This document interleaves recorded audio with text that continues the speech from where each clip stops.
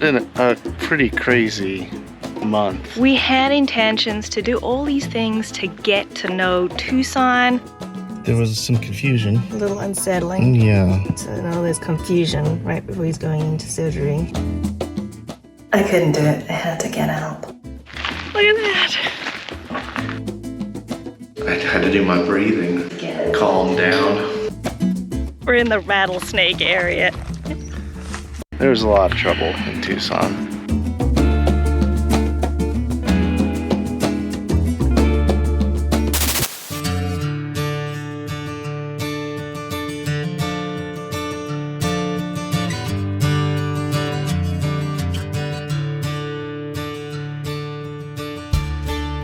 This is the first time I think we've actually had 24 hours to relax.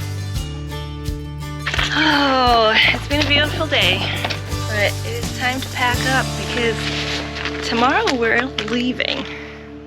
We've been in the Tucson area for about a month and a half now. This is the longest time we've spent in any one place. We did move a couple times. We stayed at this beautiful park we're at now, Gilbert Sullivan? No. Gilbert Ray Park, outside of the city. Nothing but thousands of Sonora cactuses for miles. Sonora? Nothing but thousands of saguaro cactuses for miles. It's been a hectic time. It's been a pretty crazy month. There's a lot of trouble in Tucson. The majority of our time in Tucson, we stayed at the South 40 RV Ranch, which was convenient as I knew most of this month for me would be spent in front of the computer. It was kind of like staying at a resort. Gym, hot tub, palm trees. We were pretty comfortable. And we were really excited to explore in our spare time. One of the things we want to do as we travel is stop in an area, spend a month or so, get to know the people, the culture, the food. Now, Tucson wasn't on our list before, but someone said to us, I think you need to go check it out. One of the first things that we noticed when we got here is it is surrounded by mountains, national parks, state parks. Now, last week we spent some time in the Saguaro National Park on the west side. The majestic saguaro cacti are protected by the national park on the west and east side of the city of Tucson. These tree-like cacti commonly reach 40 feet in height and are only found in the Sonoran Desert.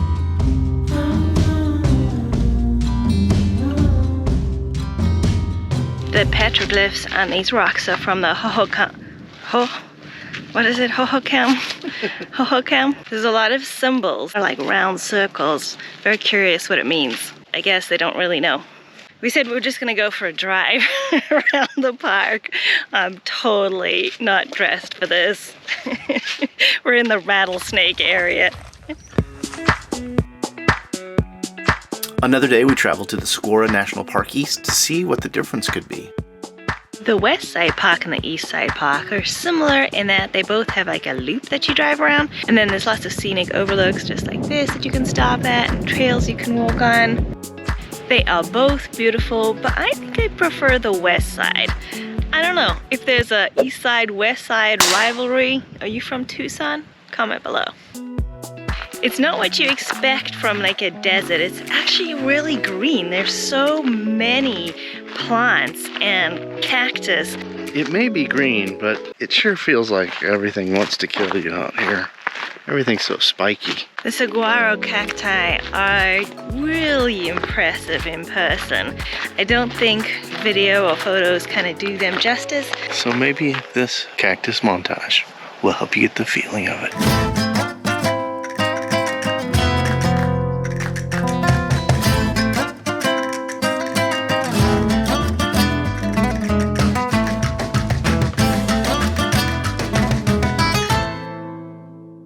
Tucson is home to a little over 500,000 people. And even though this area is known as a haven for retirees trying to escape the cold. The median age is 33.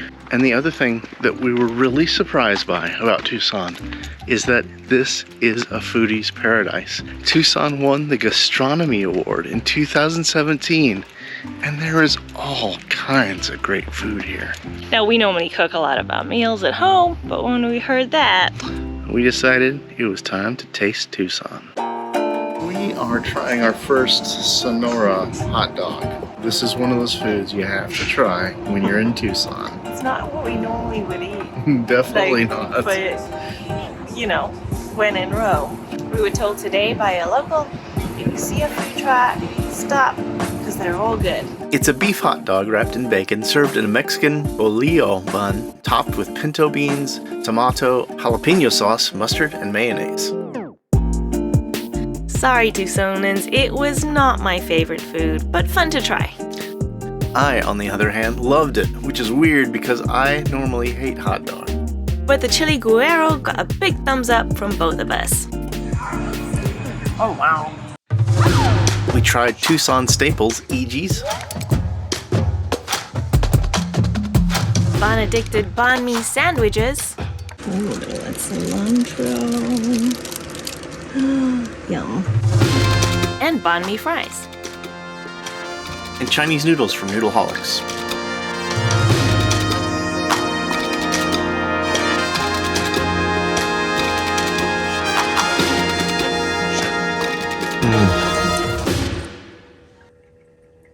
This is Sweetface. What did you think of that barbecue pork? It's pretty good. In the wild, this is what he would eat, barbecue pork. So. Now, on almost every list of food in Tucson is Guadalajara. Well, I had the prickly pear margarita. Yep, I'm buzzing. It was huge. I think this might have been the best Mexican food I have ever had. I loved it. I don't know how to pronounce it. It's a volcano bowl. Molcajete? Whatever spices they use in there, all those vegetables, was delicious. I was super excited to eat cactus. Yeah, the cactus, I don't know if they soak it in citrus, but it's almost like a mix between zucchini and pepper with a zest to it. So good. Really surprised. And I think they're known for the chimichangas, so I ordered a chicken chimichanga, which was really tasty. It had a very sweet kind of sauce with it, very different than what I expected. Talking to people in Tucson, I can tell there's a bit of a Rivalry. Yeah, who's the best? Yeah. And a lot of people said, oh no, El Charro is the real deal. So we have to compare.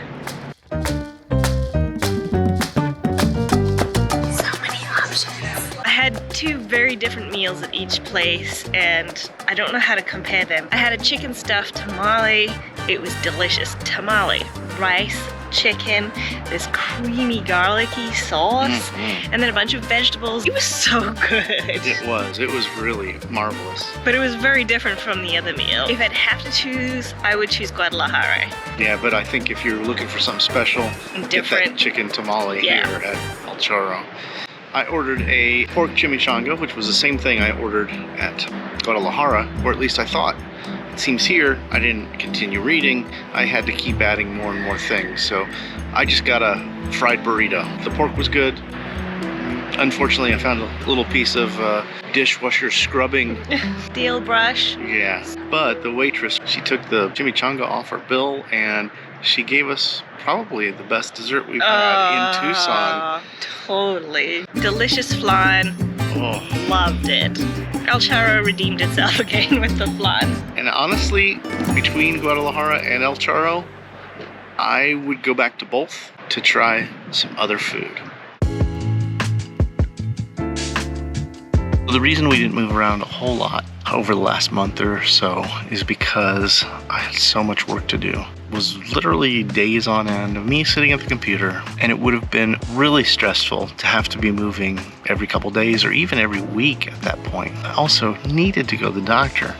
If you've been watching the channel for a while, you know I have some trouble with my back. I've got a herniated disc, and 2 months ago, After fixing some plumbing in the bus, I was in terrible shape. My back just kept bothering me and kept bothering me. So luckily we found an osteopath, went and spent some time with him, and he really helped me get back into good shape.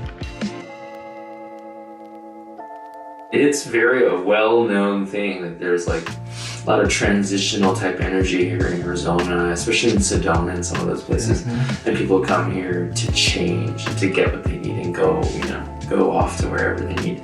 We have one of the largest centers for integrated medicine here, and so people come for Reiki and massage and, zero balancing and osteopathic treatment. There's a bunch of cool stuff. But I wasn't the only person who needed to see the doctor. Now we took the cats in just for a checkup and to get their annual vaccines.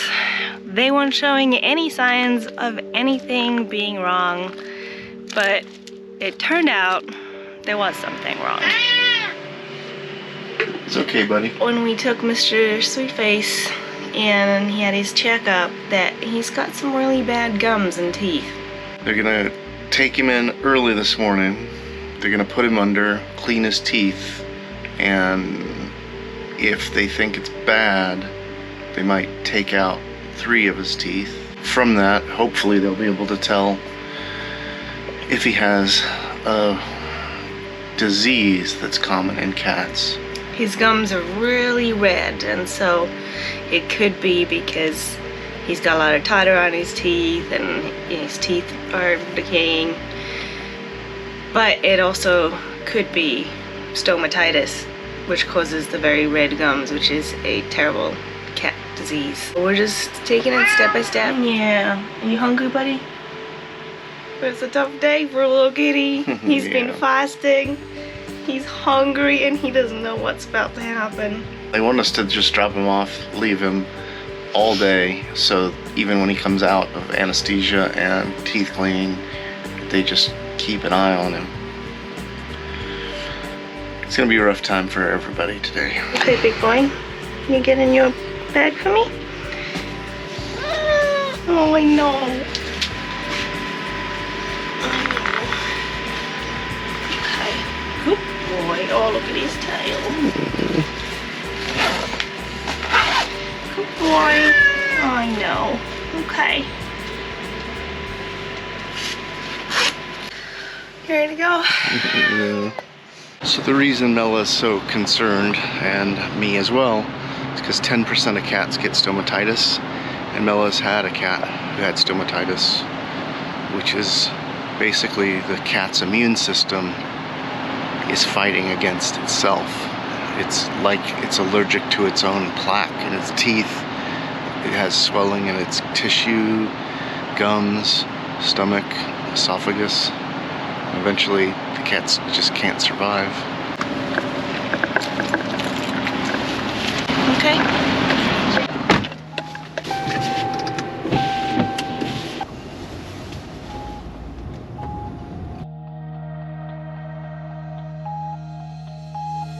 It's so hard, you can't explain to him. He has no idea, Why we're dropping it off for these people to torture him. You doing okay, buddy?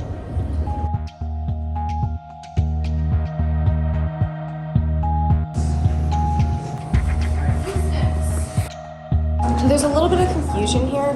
Dr. Spalding did want this dental scheduled with her because Dr. Frail's not really one to take teeth out. And there's a couple teeth in there that need to come out. I'm not sure what happened and why it ended up on Dr. Frail and Dr. Spalding's schedule for tomorrow.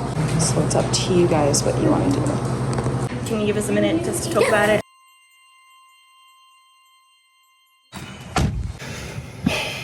We just dropped him off. There was some confusion when we got there, which is never a little unsettling. Yeah. To know there's confusion right before he's going into surgery. They scheduled us today with the different doctor than the one that saw him. Yeah. They told us that he's more conservative, as in he doesn't just rip teeth out, like I guess they're trained to as now, which I think is good, unless there's really something wrong with his teeth. Hopefully this conservative doctor will just clean his teeth and he'll be okay. So yeah, we decided to just go ahead with this guy because bringing him back tomorrow would just be stressful again. I just want to get it over with. And yeah, I think being conservative about pulling teeth out is probably where we'd be more comfortable anyway. So we originally wanted to share a video with you guys about dating Tucson. We have got to do a few things here, but with this surgery, it's kind of taken a change for what we're actually going to be able to do. Yeah, don't care to go do anything fun right now. Yeah. So they said they'll call us a little afternoon and tell us how he's doing and what they had to do. So now we just head back and wait. Yeah, that's okay. We've been trying to keep ourselves busy running errands, and we just got a call. He's already out of surgery. Like, at first they said he might be there like all day till 4. It's like 10:30 now, and he's out. I'm gonna stop here at the PetSmart and grab some smushy food that he can just lick up. Here he is. Mr. Sweet Boy. Mr. Sweet Boy, I heard you did real good, bud. He's probably just really out of it. Remember when you came out of surgery? Yeah. Looks like he likes your pets, though. Be nice, okay? I need you to have some water, buddy. How you feeling, buddy? It's just a little over 24 hours since his surgery. He slept pretty much all day yesterday, all night in bed next to my head. After napping some more this morning, he got up and said, I want to look outside the window. And then he said, I want to go for a walk. So we're not going to go far, but he's outside, guys. He's been keeping his food down and drinking lots of water, and we've been giving him the antibiotics, except for us spilling a little bit of it. It's gone down pretty well. And it is now nighttime. And Mr. Sweetface said he wants to go on his nighttime walk tonight. I can't believe it. Like, he loves the nighttime walks. I just didn't think it'd be well enough. This makes him happy, so if he's happy and he's feeling up to walking, let's go for a walk. I mean, he's not 100% yet, but I'm trying to just give him joy and happiness in his days as he recovers. But we'll go back inside soon because I don't want him to be out in the cold too long.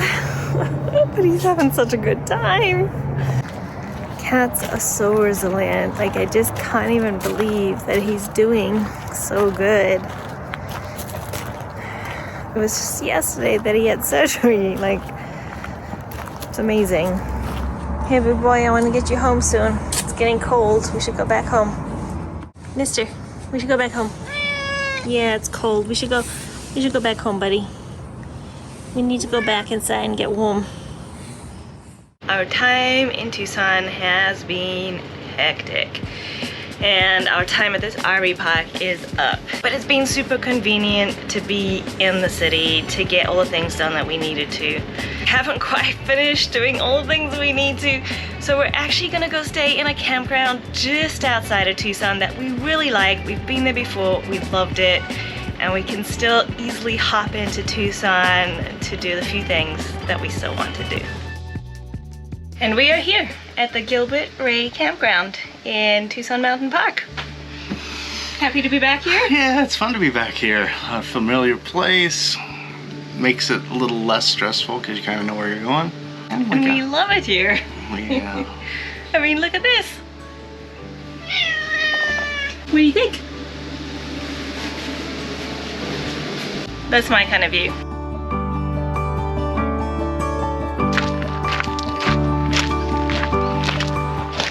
When you have a compost toilet, we found coconut coir to be the best thing to use, but you have to water it to get it to break apart. This camp spot is Going down is one of our favorites. We absolutely love this spot. It gave us a little bit of a moment to breathe, and after the stress that we've been having in Tucson, we thought one of the things on our list that we shouldn't miss out on is taking advantage of some of the alternative medicine here in Tucson.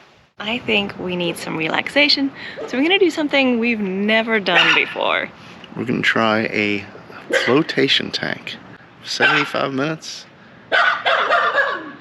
75 minutes with a dog barking at us, I guess. Let's go find out.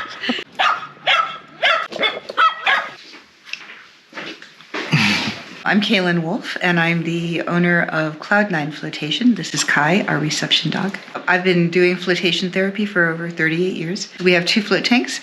We have a beautiful massage chair, sound bath, and then I make my own health products. We weren't really sure what to expect from this experience. So much of our adventures over the last few months have been about looking outward. And to be honest, I was actually pretty nervous about cutting off senses and going on a journey inward. A microfiber towel. You're going to use this in case you need to scratch your face. You don't want to use your hands on your face at all because of the salt water. Okay. As Kaylin explained the procedure for our 75-minute float, I realized that I was going to be in complete control of this situation. So even though I was nervous, it was going to be okay. And for me, the fear was about being naked and isolated in a strange place, not knowing how Mela was doing in the next room, and some hesitation of where my mind might wander if I had no stimulation. Start with the light on or off? Probably start with it on. And when you step in, you're just going to pull the door closed like that. Okay. Any questions about this? I don't think so. We're good. Okay. Dawn, yours is almost exactly the same. Come on in. The light goes on as you enter the room. Same thing, there's a wipe right there. Your door is a little heavier, not much. If you want to open it, you can. Floating tanks allow you to float in a solution of high-density Epsom salts to create an environment free from gravity, tension, stress, and distractions.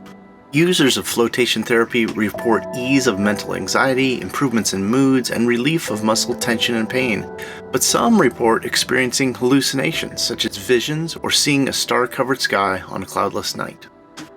Kaylin gave us a very detailed orientation to prepare us for our first flotation therapy session. I know, it sounds like a lot. It's really pretty intuitive. Yeah, it makes sense. The thing is you can't do anything wrong. So now we get naked. Yep. How you feeling? I'm feeling like a little nervous about getting in there. Yeah, definitely gonna be strange to have no senses. Struggle with a little claustrophobia. I think Dawn does too, not in the same way as me, but the water, I'm hoping, is going to be really relaxing. All right, I'm ready. Here I go. Why am I whispering? I guess we're the only ones here. I'm nervous. Is this so silly? Why am I nervous? Oh, wow. You can feel the salt. It's like so heavy. Oh, it's super good. All right, good luck. Bye, see you later. See you later. It's strange that of all of the adventures we've been having, that like being alone with nothing but our thoughts is one of the scariest things. I'm gonna dive into mine, and I guess we'll see on the other side.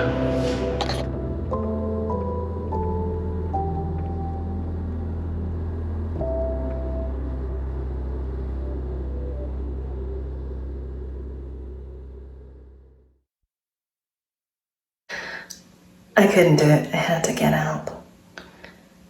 I lasted, I think, 35 minutes in there. I couldn't do the full hour. I just couldn't fully relax. I started to feel like pins and needles in my hands. There was something really nice and relaxing about it, but I just couldn't ever fully get to that place of relaxation. That sort of baseline of anxiety was just making it not enjoyable for me, that I felt like that was long enough.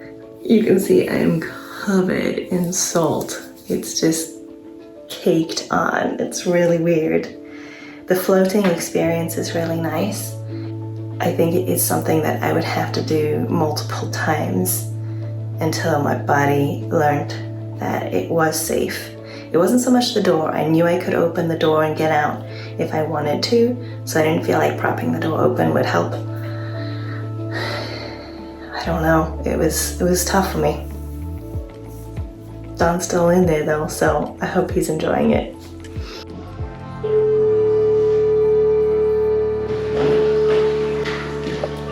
Hello.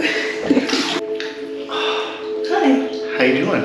Okay. You're out early? I got out a little early. Oh, okay. I couldn't do it. No? No. Did you relax? Finally. Yeah? Yeah. I completely lost track of time, but it took forever to relax. Yeah. It seemed like it probably halfway through, I think I relaxed. And what I started doing, I thought maybe you would be doing it, is you can just dance in the water. You're completely weightless, so you can just move around. Yeah. Maybe I needed to move more. Yeah. I had to do my breathing for quite a while to get it. calm down. Yeah. Because it was a little bit claustrophobic. I left the door open for quite a while and then I finally shut it. You did? Yeah. But yeah, I never got to that place of full relaxation I felt. Mm-hmm. And I just couldn't anymore. Would you do it again? I might. I mean, there's this whole mental process that I went through. Yeah. Yeah. But you got to that place, huh? Well, I got to a place where I was relaxed and just floating. You're gonna get a shock when you see how white you are. I can see how white you are. Covered in salt. Oh, we're showered and clean. I'm feeling pretty relaxed. It was an entire kind of journey for me. You completely lose track of time. At what point your mind goes to different places. I started mostly doing what I do best, which is worrying about the worst possible situation. Cut to the chase and just say, I ended up homeless in Tucson. Oh, goodness. Oh, somebody's got, oh, you two big smiles. Notice that your fingers aren't pruny. Oh yeah, is that because of the salt? Oh. Yeah, so it's science. It's awesome. There's more magnesium outside of your body than there is inside of your body, so it doesn't need to leach. I couldn't do the whole hour. I got out a little early. It actually was an hour and 15 minutes. You got through an hour. That was? Oh, we were in there that long? Uh-huh. Oh, maybe that's, yeah. Okay, so I did an hour. You did? Okay. There were moments, I think, where I was like, oh, okay, I'm starting to relax now. And I just reached a point where I was like, yeah, I think I'm done. This is enough for the first time. Yeah, that's great. Is it right that you once had a schoolie? Yeah, I lived near Mount Shasta in a place called Round Mountain, and I lived in a teepee for a while. I lived in a school bus for a while. It was a rehash school bus. Nice. And then I moved into an Airstream. Ooh. Luxury, suddenly. Luxury, for sure, yeah. I didn't go anywhere in the school bus. You came back to Tucson. What is it about Tucson that made you want to come back here? There's so many places where it hasn't been built yet. The mountains are beautiful. I'm an hour away from the snow, and I'm about 2-3 hours from the beach. It's clean. The people are so friendly. The sunsets and the sunrises are exquisite. Now, another really favorite thing I have is that we are a UNESCO gastronomic city, and we're the first. So we have a lot of really great food here. Okay, there you go. We'd use most of our time filming the flotation experience, but I didn't want to leave without a taste of what a sound bath would be like. Well, that was a wonderful and unique experience. I would have liked to actually do a full sound bath. I think that's something we gotta look for, is a sound bath, because that was really calming. But now we're hungry, so we're gonna go eat some more of Tucson.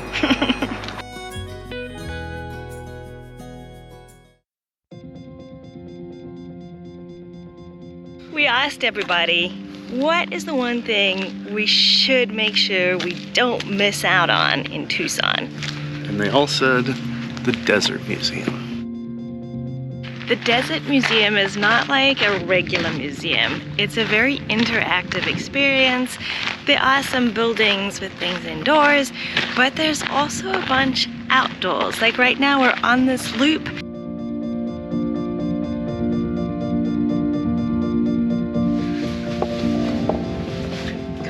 see a damn thing.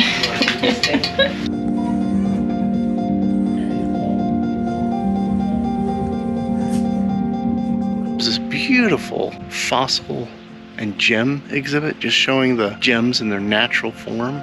And then it's kind of like a zoo too, because you got these animal exhibits with cats, and foxes.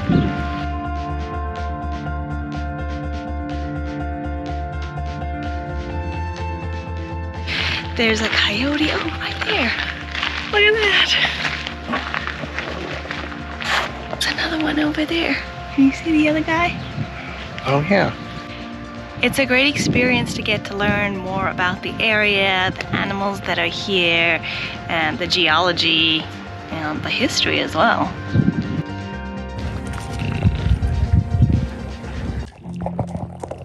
I don't have any food. Got some purrs?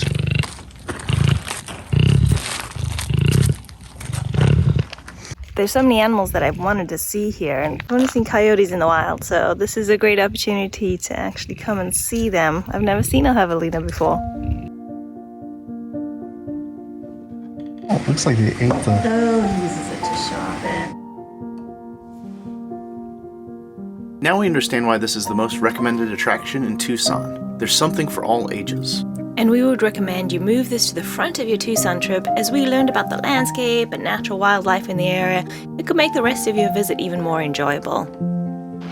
I do have to say, if you're staying at the Gilbert Ray Sullivan campground. Ray Sullivan. What's it called? You put together Gilbert Ray and Gilbert Sullivan there. Yeah, which one is it? Gilbert Ray. If you're staying at the Gilbert Ray campground, it's so easy to do these day trips.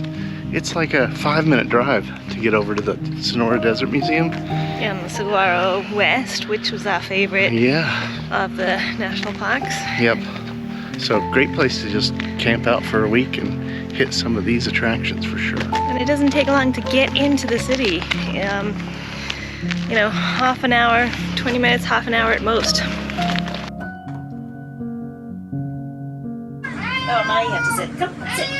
It's been a couple weeks since Mr. Sweetface's surgery, and he has recovered so well. So now we just wait to see if his gums heal up, or if he has more health issues we need to address. I think we definitely have gotten a taste of what Tucson has to offer.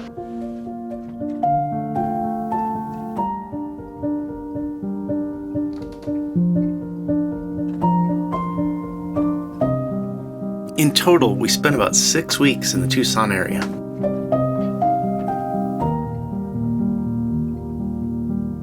The city and surrounding area surprised us with its natural beauty